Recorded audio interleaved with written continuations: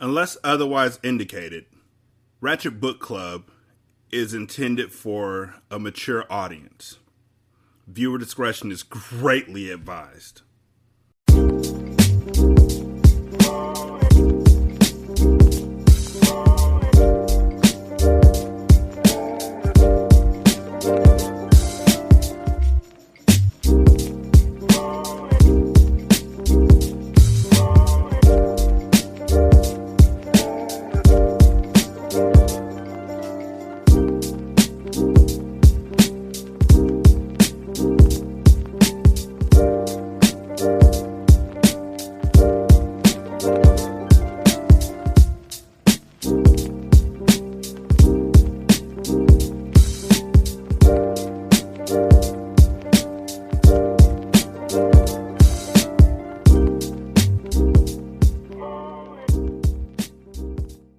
Welcome to Ratchet Book Club, where we read hood classics and good classics. I'm Derek. 916-633-1537, Ratchet and Ratchet at gmail.com, Ratchet Book Club on Twitter, Ratchet Book Club on Facebook. Chapter 12. Just wash your body as quickly as possible and get out of here, Breeze thought as she stood outside the running stream of water, staring at the disgusting shower stall. The stained towel made her think it had never been cleaned, and the fact that she had nothing to cover her feet made her cringe. I understand that, because I don't know about y'all, but I got athlete's foot once. At the gym, yeah, I got athlete's foot. Going in there without flippy floppies on. I know, they're flip flops. I just like saying flippy floppy sometimes. But going in there without flippy floppies on into the shower, I got athlete's foot. And let me tell you, my jump shot did not get better. I was very disappointed. My bench press did not increase. I was extremely put out. All I had was itchy ass toes, and that shit was irritating. There's nothing worse than having itchy ass toes except for when a mosquito bites you in a really strange place, like between your fingers or on the head of your dick. Still, she stepped inside, knowing that her options were limited. She gasped in surprise at the coldness that hit her skin. Apparently, warm water's a luxury too, she thought. She held the tiny piece of bar soap in her hand that they had given her upon her arrival and tried her best to create a foamy lather. It wasn't much. In fact, the cheap soap didn't lather at all, but it was all she had, so she didn't complain. Breeze wet her hair, letting the water rinse through it. She wished that she could rinse her worry away, but anxiety held her captive, and there was no escaping it. She heard the chatter of girls around her, and she tried to drown out the noise. She tried to allow the power of her mind to take her outside these walls. She was so alone. No allies, no family, no friends. Inside, all she had was herself. Bree scrubbed her body as best she could, using her hands as the towel since she couldn't afford to purchase one. She had the bare necessities, but when the tiny, sample-sized bar disappeared, she cut off the water. An eerie feeling swept over her as she frowned. There was no gossip, no loud singing from the fat lady who always put on a concert during wash time. Not even the sound of the other showers running. She reached to pull back the shower curtains, but before she could, she was bum-rushed. Breeze was pushed against the wall as blows rained down on her. She tried to block the assault, but being cornered didn't leave her room to defend herself. She crawled up in a ball and tried to shield her stomach, to no avail. The kicks to her bulging stomach vibrated through her entire body, and fear filled her. God, please make it stop, she thought. She caught a blurry glimpse of her attacker as she fled away. She was shaking, bleeding, and as she came up on all fours, she crawled across the grimy floor. Help me, she cried, blood leaking from her mouth. She stood slowly, surprised that her legs would even carry her. But the stabbing pain that shot through Breeze made her double over. She placed a hand on her swollen belly as thunder seemed to strike within her. Something was wrong. It felt like someone was tearing her in half. She drew in a sharp breath as wetness seeped between her thighs. She shuddered as she waited for the feeling to pass, but it only intensified, making her hold her breath to try and ease the sharp discomfort. Ah, she whispered as she gripped the mold-covered shower wall. She stumbled out of the tiny space, bumping into another inmate. Where had she come from? Where was she when Breeze was being beaten? Confusion and fear caused her words to jumble as she tried to speak. Everything hurt. Her face was swollen, blood was everywhere, and through it all, she noticed that her baby wasn't kicking. I'm just pushing through this. Y'all know. Watch yourself, the girl said as she nudged Bree's hard with one shoulder before rushing out. Inmates had seen it all. It wasn't uncommon for someone to catch a beat down when the guards weren't looking, and even though Breeze needed help, the girl wasn't fazed by the scene. Breeze gripped the sink as she grimaced in excruciation. This isn't right. Something is wrong. This can't be happening, she thought as her vision blurred with tears and blood. The feeling was too familiar. She remembered how losing her first child had felt. Every second of that horrible day had been burned into her memory. She stood there, sweat forming on her brow as she tried to manage the pain, fearing the worst. It was happening all over again. No one even batted an eye. The other inmates walked by her as if she were invisible. Breeze reached between her legs, and when she pulled back a bloody hand, her heart dropped. She tried to stand upright, but another jolt of pain caused her to double over. If it weren't for the sink acting as her crutch, she wouldn't have been able to remain on her feet. The perverted male guards were constantly patrolling the showers. She usually cringed at the thought of them passing through her bathroom when she was in such a vulnerable state. Now she hoped they came. Where were they when she needed them? Where were they when she was getting her baby beaten out of her? She growled as she leaned over the sink, trying to manage the pain that seemed to be coming and going so quickly that she didn't have time to catch her breath. "Ah, help me," she whispered to an inmate that waltzed up to use the sink beside her. "Please, I think..." Breeze reached down as if she was trying to plug the hole that was widening between her legs. She squeezed her thighs tightly. Horror was in her eyes. "I'm losing my baby." The woman looked down at Breeze. "What do I look like to you? A doctor?" she snapped. She started to walk away. "I refuse to believe that everybody is this heartless. Except when you're making them this heartless because you never gave a fuck about Breeze in the first place." "Please, please help me," Breeze stammered, grasping the girl's wrist. She was weak, and her legs threatened to give out at any moment, and when the girl snatched away, she collapsed on one knee. No one wanted to get involved. They were heartlessly ignoring her, seeing her swollen eye and busted lip, no one wanting to get in the middle of whatever beef Breeze had. Each woman that walked into the showers callously walked by her as if she were invisible.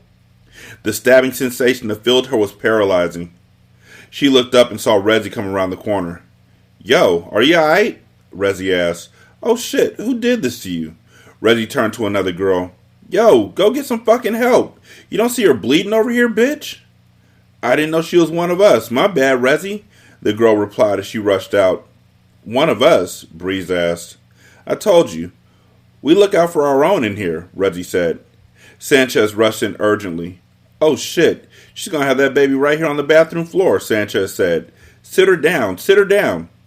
"No, the girl," Breeze stammered. "She went to get help." "I am the help, Ma," Sanchez replied. "What?" Breeze was scared. "I need to get a doctor." "If we go get a CO, you'll deliver this baby and they'll take it from you without you ever having a chance to hold it. Now I can do this. Rezzy and I will help you. I've had 2 babies, all natural, at home with my abuela. It's going to hurt like hell, but you can trust me," Sanchez said. "Ah!" Breeze cried. She wanted to protest, but the pain was too overwhelming. She gritted her teeth so hard it felt like they would shatter. She felt pressure everywhere. It felt like every organ in her body were pressing down, threatening to explode out of her. "Help me get her up," Sanchez said. "We'll take her to the spot." "The spot?" Breeze asked in concern. They led her to a door in the back of the shower room. It was normally locked, but Sanchez reached inside of her bra and retrieved the key. A trail of blood followed them as they struggled to get Breeze inside. Breeze looked around in horror. "I can't give birth in an empty broom closet with the radio and cigar butts on the floor," she objected. "Aha!" She doubled over in pain. "Something feels wrong." "You're about to pass a baby through your cooch, princess. Ain't nothing right about it. It's just contractions and they're coming back to back. I know this ain't the 4 seasons, but this is happening now," Sanchez said. "Put some towels down." Reddy tried to make a comfortable pallet on the concrete floor, and they hurriedly laid her down. Sanchez opened her legs. "I need medicine. It hurts," Breeze wailed. "Just breathe, Diamond," Rezzy coached. This wasn't how it was supposed to be. Breeze was supposed to be with her husband in a hospital, anxiously awaiting the birth of their baby girl with the best doctors surrounding her. Instead, she was here, going through the process like an animal. She tensed as Sanchez put her hands in forbidden places. You measure it by fingertips, Sanchez whispered unsurely to herself. You don't know? Breeze cried. I got you, Sanchez said. Breeze was terrified, and from the uncertain look on Sanchez's face, Breeze saw that her fear was infectious. Just push, Sanchez urged. My abuela told me you push through the pain. The next time you feel your stomach tighten. Rezzy grabbed one of her legs and pulled it back as Breeze wrapped her hands under her knees. Push, Diamond, push. Rezzy's voice was in her ear as Breeze mustered everything in her.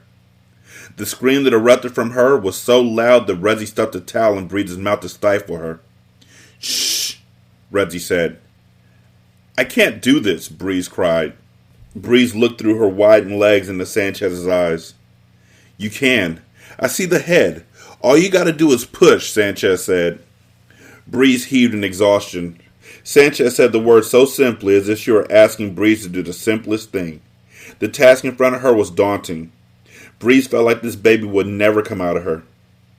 I can't do this, she cried. You probably haven't had to work hard a day in your life. You're going to have to work hard for this. If you want me to call the CO, I will, but you won't even get to hold your kid after you pop it out. If you want to do it the hard way and prove that you're not some fucking spoiled little bitch that gets everything handed to her, then you push. You can do this.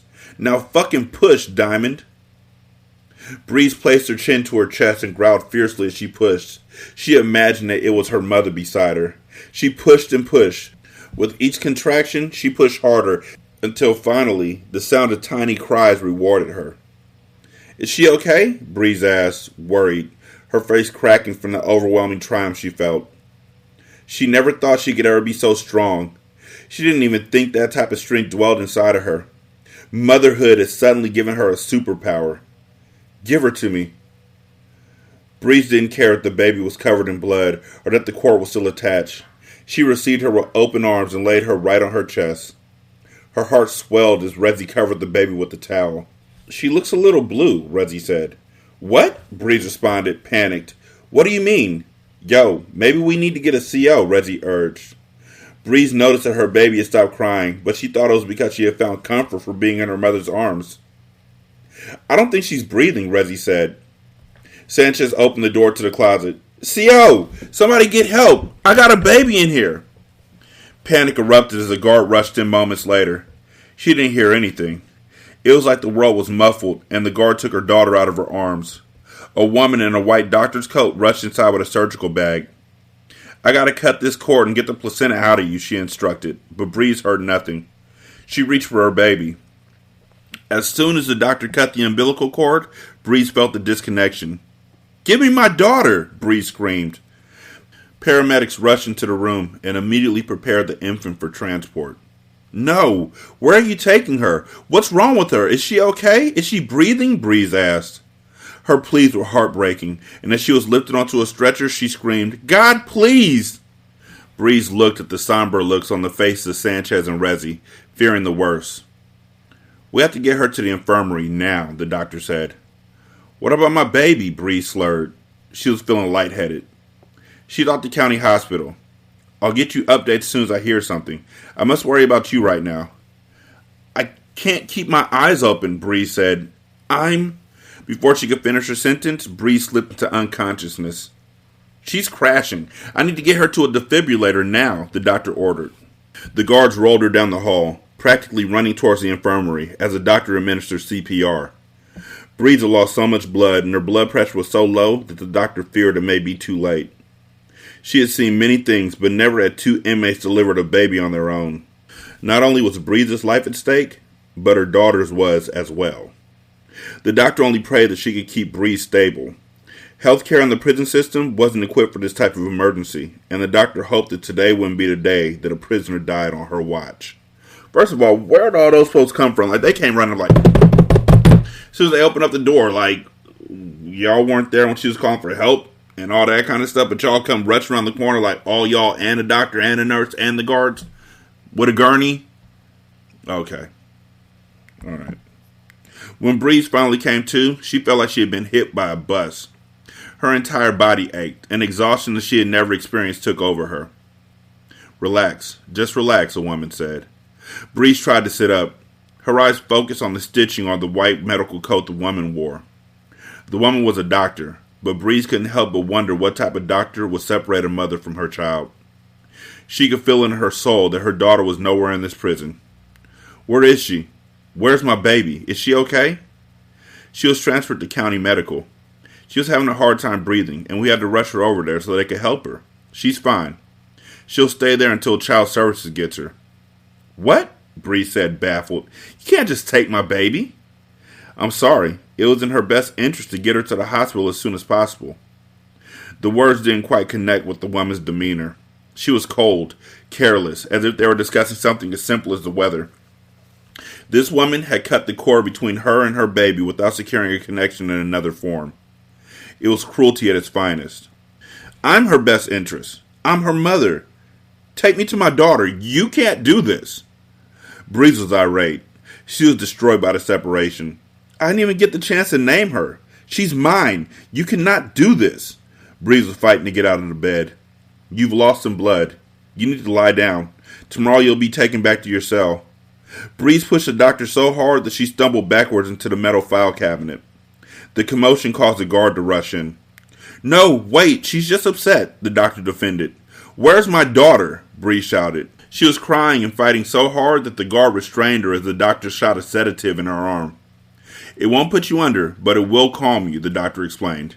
You need rest. See, at first I thought, okay, maybe Zaire will find the baby and adopt her or whatever, or get her. But that nigga got amnesia. And even if he ain't got amnesia, they moved her to a completely different state. Social services ain't gonna call dad. I don't think. They might. Who knows? Hours passed, and although Breeze settled on the outside, inside she was going through turmoil. She laid there throughout the night, unable to find sleep, as worry and fear filled her. Breeze's tears were endless. Never did she think it would be this hard to let her baby go. She had only held her sweet daughter briefly before they took her away. She got one day in the infirmary, and now they were forcing her back into the hellhole that was her cell. Let's go, Diamond, the guard said. There was no courtesy, no patience in the man's tone. It was like she hadn't even given birth at all. Breeze didn't move. She simply laid on the hard bed, facing the wall, and closing her eyes tightly as sobs racked her body. Breeze couldn't seem to get it together. Filled with confusing emotions, she had hormones all over the place. She couldn't go back to her cell block like this. She looked like food to the vultures that awaited her. I need a minute, Breeze choked out. On your feet, Diamond, the guard persisted. I need a minute. I just had a baby and I'm bleeding. Can I have some fucking privacy to change my pad? Damn. Breeze was uncharacteristically crass as she sat up reluctantly in the bed. She stared the guard in the eyes. Are you going to watch me do it? She challenged. The guard backed down. You got 2 minutes. He walked out of the room, and Breeze hurriedly stood to her feet. She rushed over to the drawers where the doctor's supplies were located. She couldn't go back to her cell while they took her baby to the local hospital. A mother was supposed to be with her child. That was the natural order of things. This was cruelty. Bree just wanted a little more time. She wanted to give a little more love. She wanted to smell her baby's scent, even if for only a little while. Breeze pulled at the drawers, growing frustrated as each one failed to open. They were locked, and tears welled in her eyes. Come on, she whispered. She pulled at the drawer violently, until finally the flimsy lock gave. She rifled through the contents so quickly that she barely had time to read. She found a pack of razor blades, and her hands shook as she opened them. The guard came back in just as she held it in her hands. Diamond, drop it now. What the fuck? Diamond, drop it now, the guard yelled. Breeze didn't hesitate. She quickly placed the blade on her tongue and swallowed it. What the fuck? She felt it slice her throat on the way down, and she was quickly tackled to the ground. The man pinched the sides of her jaws. Let me see it. Open your mouth. Where is it? Breeze didn't respond. She simply let her tears fall down her cheeks. You swallowed it? The guard asked. He placed her in cuffs and sighed in exasperation as he called for help on his walkie-talkie. The doctor rushed into the room. She just had a baby. You can't handle her that way. Where the fuck were you at, Doc? Where? This is all so horribly convenient. She swallowed a razor blade, Doc, the guard shouted. I'll call a bus, the doctor said, springing into action as she picked up the phone. That blade can cut up every one of her organs if it hits her in the right spots. Be gentle with her. Move her to this gurney. Breeze laid down on the gurney and looked up into the woman's eyes. Why did you do this? I just want to be near my baby, Breeze whispered. The desperation it took to go to such measures was one that only a mother could feel. Breeze knew that if she had slit her wrist, they just would have sewn her up. She had to do something drastic, something they couldn't handle. The doctor looked at her with sympathetic eyes. She gave Breeze's hand a reassuring squeeze. Breeze saw understanding in her eyes. She could only imagine the things that the doctor had seen, nursing some of the most violent women in the country back to health. The doctor nodded subtly and whisked her away. Breeze knew they would have to take her to the county hospital to surgically remove the razor blade, and that was exactly where she wanted to be. She was risking her life. All it took was for the razor blade to touch the wrong organ, and she would bleed out within minutes. But she didn't care. She was desperate and willing to take any measure to get in arm's reach of her child. Her baby didn't even have a name yet. The tiny human being didn't even know who she was yet. They needed time, even if only for a little bit, to get to know each other. Breeze needed to be able to whisper into her daughter's ear and reassure her that she would come for her, even though her baby didn't understand. She hoped that the nature that connected them, the blood that flowed through them, and the familiar sound of her mother's heartbeat would be enough for her daughter to remember her. The sound of the ambulance's sirens blared in her ears as they exited the prison, and she was lifted into the back. A sense of hope filled Breeze as she saw the sky. She looked at the hues of blue and admired the dense white puff of clouds that floated high above her. She was outside the walls of the prison, and she never truly understood how good it felt to be free until this moment. She drew in that free air and closed her eyes to enjoy it, briefly. Dread quickly came washing over her because she knew the escape was only temporary. She would return, and when she did, she would be empty-handed. It felt like she was floating. Those white, fluffy clouds surrounded her as she flew high, never wanting to come down. Breeze was semi-conscious as she slowly awoke from the anesthesia. Her eyes were heavy, so heavy that it was easier to not try to open them at all. So she stayed right there, between consciousness and unconsciousness, unshackled, unbothered, and completely unaware of the 6-hour surgery she had just endured.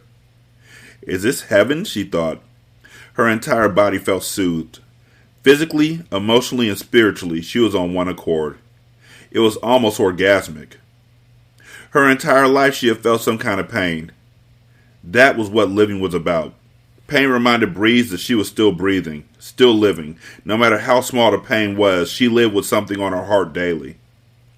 Perhaps it was a physical ailment, or an emotional scar, or a spiritual wound, but pain always existed until now. In this peaceful, elevated space, all she felt was bliss. That let her know that this place couldn't be real. Life never felt this good. The absence of pain meant the absence of life, and the fear that came with that thought brought her crashing out of the clouds and down to reality, where all the hurt awaited her. She groaned as her eyelids fluttered. Hazy images came into view as Breeze blinked slowly, trying to force herself to awaken.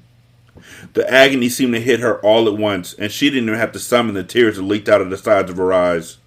They were effortless, like residual raindrops that fell on window panes after a storm. Relax, relax, a soothing voice could be heard in the distance, but Breeze couldn't come out of the fog long enough to see the face to whom it belonged. You're going to feel very heavy, very confused for a little bit. Just take your time and come out of it slowly. Breeze took a deep breath, but that only seemed to lull her back to sleep. Hey, baby girl. This voice she recognized. It was her father, and she opened her eyes trying to find him. The heavy drugs pulled her eyes closed as if they were shutters. Be strong, Breeze. You're a diamond. She heard him again. This time she saw him, and she wasn't sure if this was heaven or if she were simply dreaming, but she wanted to stay. Security filled her. There was nothing like the love of Big Carter. He was her father, and since the day he had been callously taken from her world, no one had been able to fill his void. Not even her brothers had made her feel as safe as her papa. She wanted to speak back to him, but she couldn't. It was like her mouth was glued shut, and the more she struggled to speak, the more it felt like she couldn't breathe. Be strong, Breeze. It was her mother's voice she heard next, and torment filled her. Her sweet mother, her innocent mother, slain in the crosshairs of a war. She was a victim to the game, murdered by Mia Moore before Mia Moore became a part of their family. Not really. Murder by Mecca. Never forget. Breeze was so emotional. Suddenly, this dark place felt like hell. She hadn't thought of the deaths of her parents in years. Now in this heightened state of emotion, their memory was being dredged up against her will. She couldn't even wake herself up to escape it, so she just lay there, in darkness, listening to the ones she had buried as they urged her to be strong. It felt like a joke. She had always been the weakest link of the Diamond family. She was supposed to go away to college, to make a life outside of the streets for herself, but she had fallen for a gangster. She had fallen for a man like her father, and from the moment she met Zaire, she knew she had chosen the type of man that belonged to the streets. Wake up, B. It was Mecca, her dear live wire of a brother. Oh, how she missed him. She wanted to tell him, but still no words escaped her. Breeze, get up. The last voice was Monroe's, and Breeze's eyes opened. She weakly reached for the remote that lay next to her, and she pressed the call button to summon a nurse. A part of her wanted to close her eyes and feel the closeness of her family. They hadn't come to her in years, but she knew that being close to them meant being close to death. She could stay as she wanted, and they would welcome her home, but she couldn't leave her baby in the world alone. The door opened, and the same soothing voice she had heard before entered. Welcome back, the woman said. She was a young nurse with a warming presence and a friendly smile. Let's check your incision, she said as she adjusted Breeze's bed and lifted her hospital gown. Breeze grimaced as she saw the long incision on her stomach. Were you trying to hurt yourself? The nurse asked. Breeze rolled her head lazily to the side, the anesthesia still making it hard to concentrate. If that's what it takes. Takes? What does this accomplish? We had to cut you open and suture organs that have been damaged by the blade you swallowed. Make me understand this now, the nurse asked. My baby's in this hospital. I gave birth to her less than 24 hours ago, and they stripped her from me, Breeze whispered. The pain in her voice filled the air like humidity, making it hard to breathe through the thickness of her torment. I'm sorry, the nurse said as she redressed Breeze's wound and then removed the rubber gloves. She was so little and so beautiful. I just want to see her. I'm her mother. I had this life, this extra heartbeat inside of me for 9 months, and I feel like I'm dying now that she's gone, Breeze said. I'm not built for this. I'm locked up because of who I am, not what I've done. Breeze pulled her gown over her face and sobbed. She was so embarrassed she was crying in front of this stranger, exposing her weakness as her chest heaved uncontrollably. The decorum of professionalism was hard to maintain as Breeze's sadness spread like an infection. The nurse cleared her throat and blinked away tears. Would you like to see your daughter? The nurse's voice was so low that Breeze almost missed it. She looked up at the nurse in shock, almost hyperventilating as she tried to gulp in deep breaths to calm down. I could lose my job for this, but if she's at the nursery, I could take you there. There is a guard on the door, the nurse said. Breeze's sobs settled to sniffles as she gained composure. She didn't know why this woman was willing to put her job on the line to help her, but she was more than grateful. I don't even know if I could walk right now. My legs feel a little numb, Breeze said. I can wheel you down there. It'll look better. I'll say I'm taking you for testing, the nurse said. Why are you helping me? Breeze asked. The woman cleared the hair out of her face and wiped her nose with the back of her hand as she responded. 6 years ago, I gave birth to a baby boy. I was addicted to pills for the entire pregnancy. He came 12 weeks early, and my mother petitioned the court for custody. She took him from me, and I haven't seen him since. I cleaned myself up, and I finished school and got a job, but it's never good enough for her. So I can relate to someone taking your child away. No mother should ever have to go through that, the nurse said passionately as she wiped a single tear from her cheek. Breeze reached and gave the nurse's hand a weak squeeze. The nurse turned her back on Breeze and cleared her throat as she composed herself. When she turned back towards Breeze, It was like the moment had never happened. I'll be back with the wheelchair, the nurse said. Anxiety filled Breeze as she tried to swing her legs over the edge of the bed. She could barely stand it as she gritted her teeth in excruciation. God, the razor felt better in than out, Breeze thought as she grimaced. She eased down off the bed, placing her weight onto her feet, only for gravity to pull her down to the floor. The nurse came rushing back in with the wheelchair. Oh no! You should have waited for me. It'll take a few hours before your legs feel normal again. Come on, let me help you. Breeze held the nurse around her neck, and together they managed to get her into the wheelchair. There is a baby Jane Doe here that was transferred over yesterday. She's under observation and a bit underweight, so she'll be here for the next 48 hours before social services takes her, the nurse said. If those staples keep opening, they'll probably keep you here too. Breeze nodded. She didn't care if she had to rip every staple out of her belly herself. She would make sure she had as much time with her daughter as possible. The nurse rolled Breeze out of the room, and they were immediately stopped by the prison guard. The prisoner cannot leave this room, the guard said. I have orders from the doctor to take her for testing. You can handcuff her to this wheelchair if you like, but it's important that we get this taken care of. This prisoner is under state custody. Come on, she can't even stand on her feet on her own. The test will take an hour at most. You can handcuff her to the chair and I will not let her out of my sight, the nurse insisted. The officer reluctantly followed suit and cinched the bracelets tightly around one of Breeze's wrists before connecting it to the arm of the wheelchair. The nurse moved on swiftly, and Breeze breathed a sigh of relief as they stepped onto the elevator and made their way to the nursery. Breeze thought about running. She thought about having this woman wheel her right out of the hospital, but it made no sense. Her sentence was too short to do anything other than serve it. Breeze heard the cries coming from the nursery as they approached, and her heartbeat sped up in anticipation. She sat up eagerly, and the nurse stopped briefly, grabbing a blanket out of a supply closet. Hide the handcuff, the nurse instructed. Breeze did as she was told, and when they arrived at the window that overlooked all the newborn babies, her heart swelled.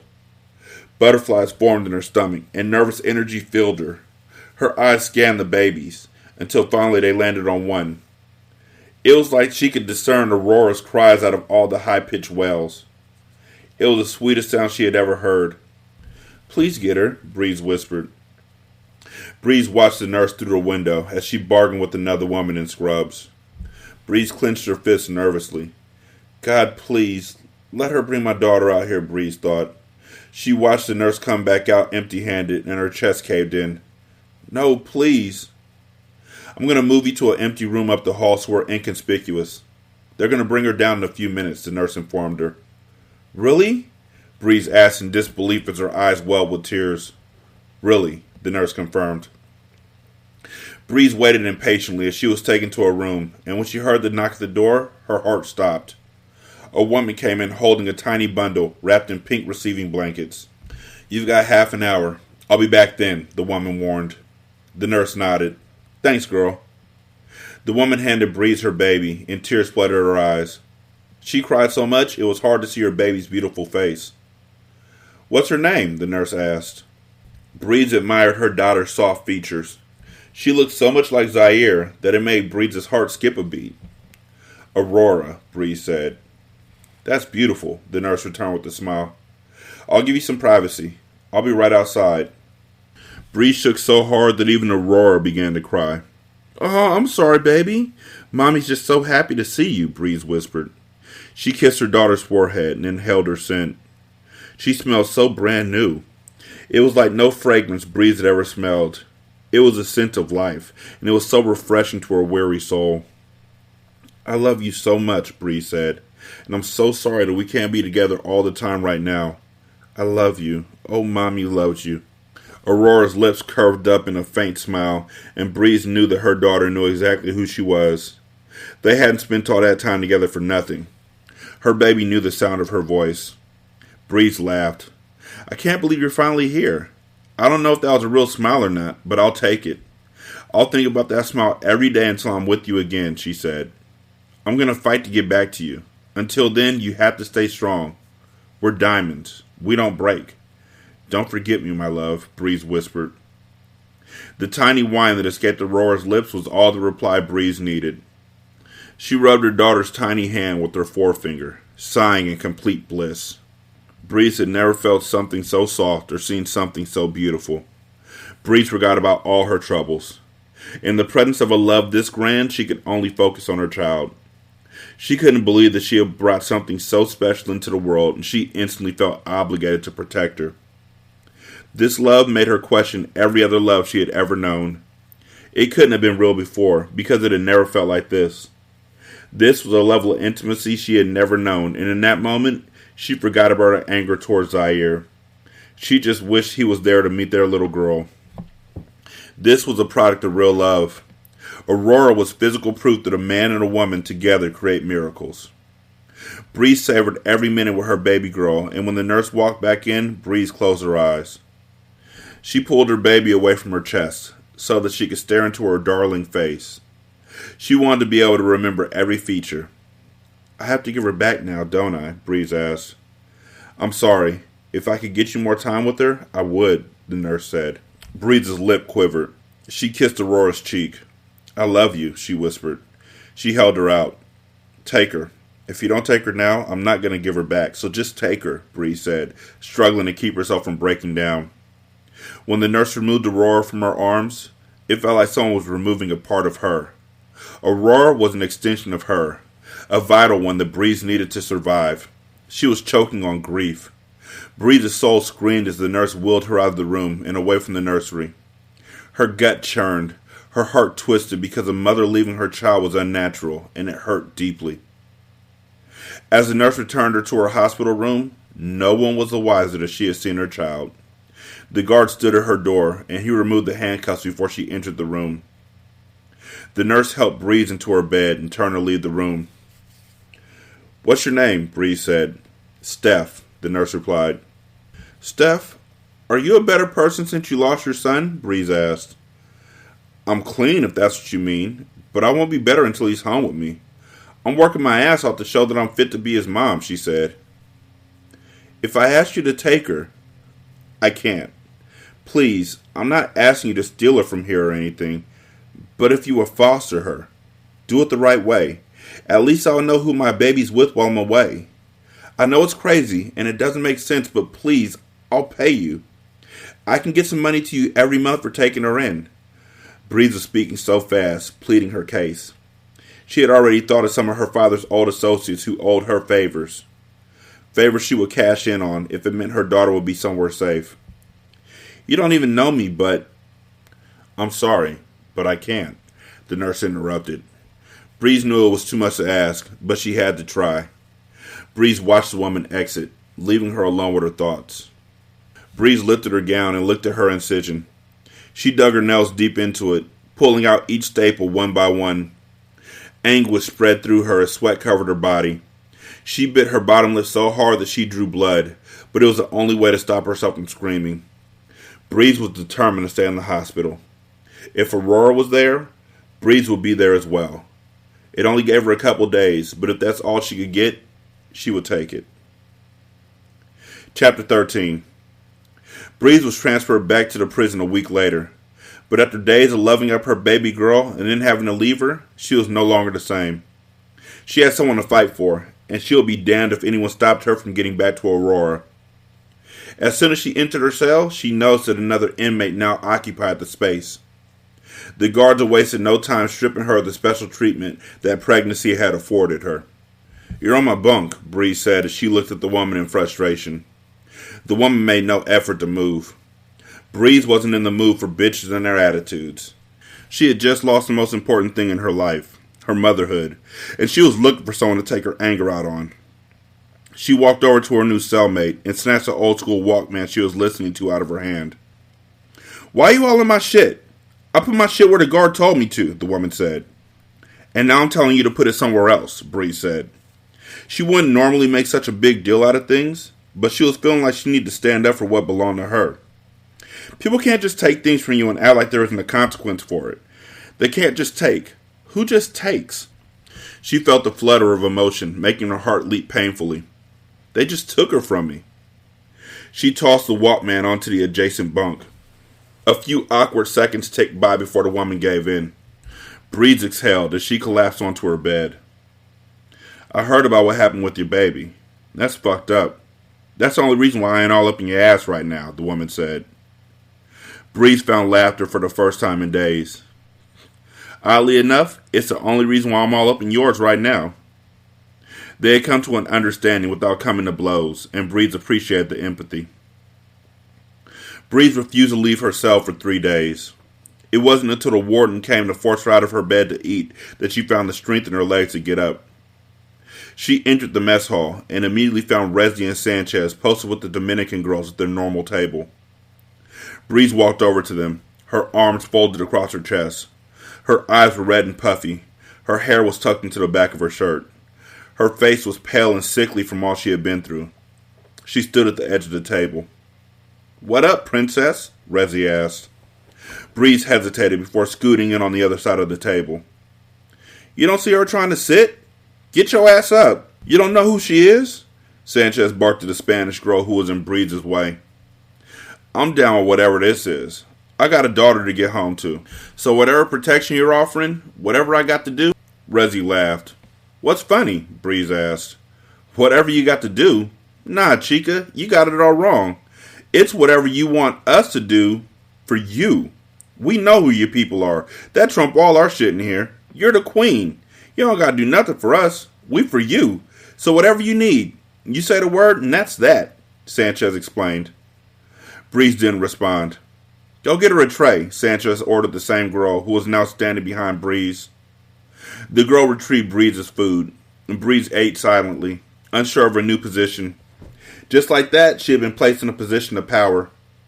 These women had respect for her simply because of who she was, and even though Breeze knew none of them, somehow trust was established.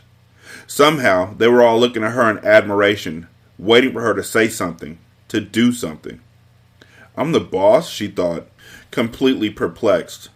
She kept her poker face strong, bluffing, as if she wasn't a ball of misery, fear, and heartache. She looked up as they watched her, and a small smirk spread across her face before quickly disappearing. It was inevitable that Breeze would come into her own. She was Carter Diamond's only daughter, and that was all the protection she needed. "I'm the boss." Okay. Sure. She's the boss. The ice block that had built around Breeze's heart had turned her into a different person. As she walked down the darkened cell block, her heart thundered. She could hear the emotional storm in her ears. Rage made Breeze feel powerful. It made her merciless. It took away all reasoning. She had never understood how her brother Mecca could do the things he did without remorse, or how Mia Moore could commit murder without thinking twice. Until now. Something had happened to them that took away their empathy for others. Losing Aurora had hardened her. She was scarred, and the part of her that remained pure over the years was now tainted. Wait. Again. Ileana, she ordered her death, literally. And when Ares came into her restaurant, just a few books back, Breeze had no problem trying to play the tough person, trying to slap her and all that kind of stuff. So, miss me. Still. You can still miss me. The guard escorted her down to the kitchen. The prison had never been so silent. In the wee hours of the night when most of the inmates were asleep, Breeze had an agenda in mind. When they arrived at the mess hall, Breeze turned towards the guard and extended her wrists. The guard removed the handcuffs. "You got 20 minutes before the cameras come back on. You'll need to be back in your cell by then," the guard said. With the promise of riches after her release, it was easy to get a guard or two to bend the rules to her favor. With the family name that carried inherited power, no one wanted to get on Breeze's bad side. Now that she was willing to use it, she made the rules on her block. She entered the kitchen, where Sanchez and Resi stood, holding a girl at knife point. "Say the word," Resi said. Breeze walked closer, and the girl's face came in clear view. This bitch almost made me lose my baby, Breeze thought. She instantly recognized her. She was the one responsible for the beating in the shower. Wait, what? Okay, just a chapter ago, chapter 12, they were saying that all she caught was a blurry view of her attacker. So how she know who it was? I'm just asking because I'm nosy. Like, y'all obviously know something I don't, which is obvious because y'all wrote the book, but I mean, y'all literally wrote the book on knowing shit that didn't nobody else know about what's going on in this shit. But how'd she know? I just need information. A little bit. Just a little bit. Bree stood directly in front of the girl's face. They were so close to each other that Bree could smell the fear on her breath. You should have killed me, Bree said. You should have made sure I never walked out of that shower. Bree stepped back. Make it hurt, she said simply. Bree watched unflinchingly as Reggie took the knife and dug it into the girl's back. She stabbed her repeatedly and then put the knife in the dishwasher and removed evidence that they were ever present. Bree bent down and looked the girl in her eyes. The girl tried to speak as blood backed up in her mouth. This for my daughter, bitch. Diamond, let's go, Ma, Sanchez said. Bree turned and followed them out of the kitchen. We're family. We're riding with you, whatever, whenever. The bitch disrespected. The example set. Sanchez threw her arm around Bree's shoulder, and they walked out united. Revenge hadn't been as sweet as Bree expected, but it was necessary. She knew her heart wouldn't be healed until she had her daughter back in her arms, but to get there, she had to survive on the inside, and this is what it took. Sanchez and Rezi had put her on the throne. She had a gang of rough ones standing behind her, and Bree only hoped that this place didn't strip her of everything. She wanted her daughter to know her as she was, but she could slowly feel herself changing, becoming tainted, and there was no avoiding that. I mean, seriously, we're just never going to talk about her past, right? That's the plan. That's what we're doing here, right? We're never, ever, ever going to talk about the fact that she literally walked up to that girl, Ileana, while she was, like, hogtied, right? She was wrapped up and told Zaire, fuck, I wish my memory wasn't so great.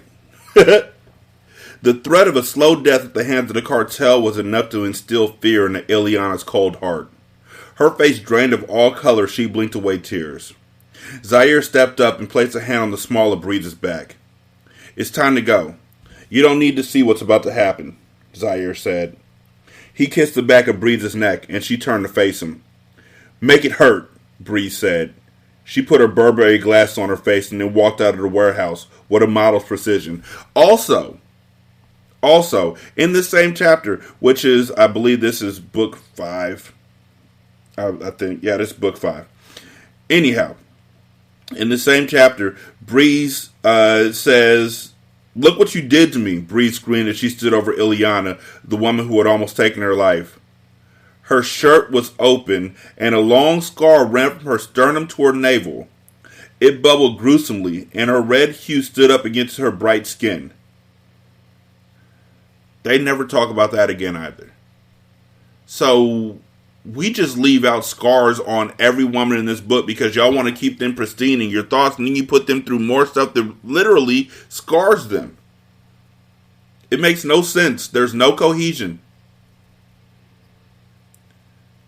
916-633-1537. Ratchet and Ratchet at gmail.com. Ratchet Book Club on Twitter. Ratchet Book Club on Facebook. Leave a review on Spotify. It only takes a few seconds. Just tap the number and put 5 stars. Leave a review on Podchaser. Copy and paste that into Apple Podcasts. Copy and paste that into the Good Pods app. You can donate to the show on patreon.com/single simulcast or on buymeacoffee.com/sscast or on the Good Pods app.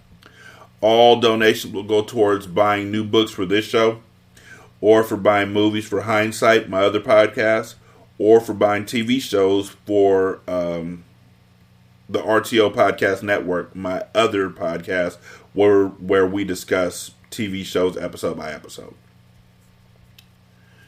Thank y'all so much for listening. I greatly appreciate it. Y'all be good. I'm going to holler at you later. Peace.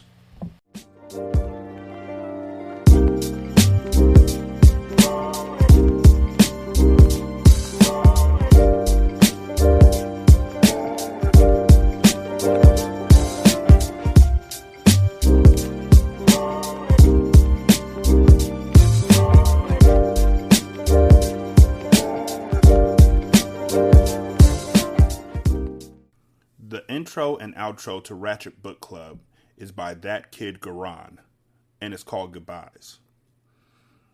You can email him at tkgbeats94@gmail.com for more information on how to lease this beat. This is Single Simulcast.